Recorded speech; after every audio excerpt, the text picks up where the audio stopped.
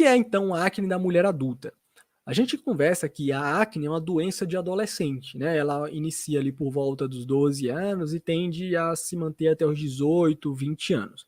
Porém, existem alguns pacientes, principalmente em mulheres, que mantêm um quadro de acne a partir, né, acima dos 25 anos. Então, todo o quadro de acne presente acima dos 25 anos é considerado acne da mulher adulta, né? Por que é a acne da mulher adulta? Porque é muito mais comum em mulheres do que homens, né?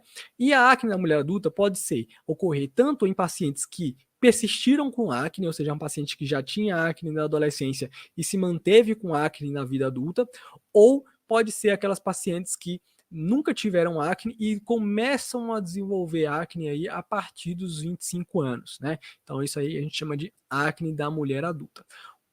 Por que ocorre, então, essa acne da mulher adulta?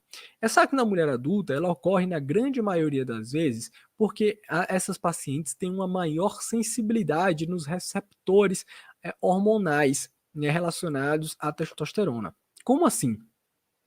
Então, como é que funcionam os hormônios no nosso corpo, né? Você tem o hormônio e você tem ali um receptor para aquele determinado hormônio, né? Quando você tem um receptor que é muito mais ávido, que recebe uma mensagem muito mais facilmente, a gente fala que ali existe uma maior sensibilidade daquele receptor ao hormônio. Não necessariamente a paciente precisa ter um aumento do nível de hormônio, entende? Então, não é necessário que ele tenha um aumento da testosterona para ter esse processo. Simplesmente o mesmo hormônio, só por ter uma sensibilidade maior no receptor, vai ter os efeitos hormonais relacionados aos andrógenos, que são os hormônios masculinos, mais exuberantes, né? De uma forma mais clara e exuberante.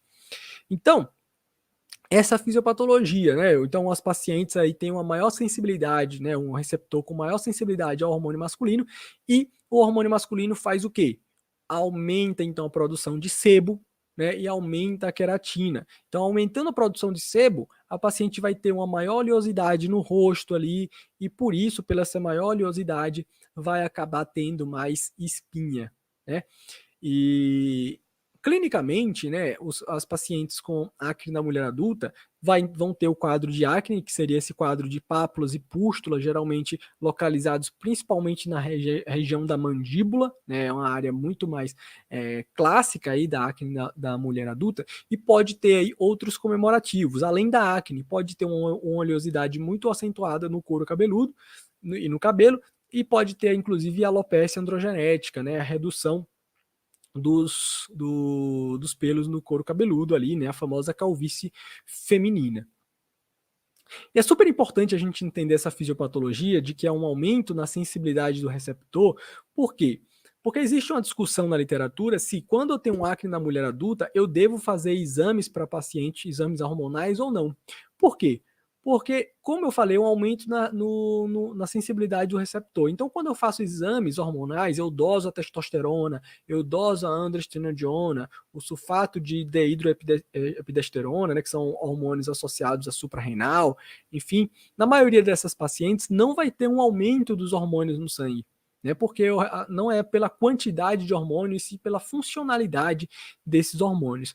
Uma investigação geralmente que a gente faz, mas que é uma investigação muito mais clínica aí, é para avaliar se a paciente tem síndrome dos ovários policísticos, né? E isso a gente vê se a paciente tem síndrome dos ovários policísticos, vendo se ela tem outros comemorativos, como por exemplo, irregularidade menstrual, então pacientes que menstruam muito longe de um mês do outro, ou se o paciente tem ali, por exemplo, aumento de pelo, que a gente chama de hisurtismo, né? Então, aumento de pilificação no rosto, aumento de pilificação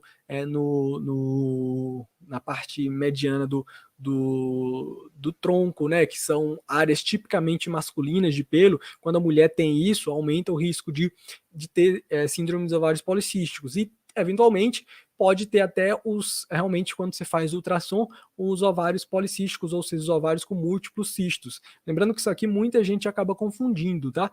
Para ter síndrome dos ovários policísticos, não quer dizer que você fez um ultrassom ali, tem vários cistos no ovário e pronto, tem síndrome dos ovários policísticos. Não, isso é um diagnóstico clínico, né? Além dos ovários policísticos no ultrassom, o paciente tem que ter, então, aí esse exortismo, essa irregularidade menstrual, né? e isso faz toda a diferença para o diagnóstico. Então, assim, quando o paciente tem síndrome acne da mulher adulta, um dos medicamentos mais utilizados aí é o que a gente chama de ácido azelaico, né? Ácido azelaico. O nome comercial mais comum é o Azelan.